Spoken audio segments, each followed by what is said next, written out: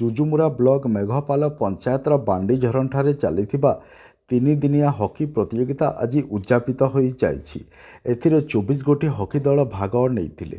ଏହାର ଉଦ୍ଯାପନୀ କାର୍ଯ୍ୟକ୍ରମରେ ମୁଖ୍ୟ ଅତିଥି ଭାବରେ ବିଜେଡି ଯୁବନେତା ବରୁଣ ଦେହୁରୀ ଯୋଗଦାନ କରି ପ୍ରତିଯୋଗିତାର କୃତୀ ଦଳକୁ ପୁରସ୍କାର ପ୍ରଦାନ କରିଥିଲେ।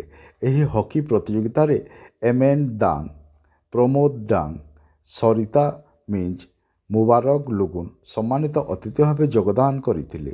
ଏହି ପ୍ରତିଯୋଗିତାର ମ୍ୟାଚ୍ଗୁଡ଼ିକୁ ଅମର ଲୁଗୁନ, ବିକାଶ ଟପନୋ ପ୍ରମୁଖ ପରିଚାଳନାରେ ସହଯୋଗ କରିଥିଲେ।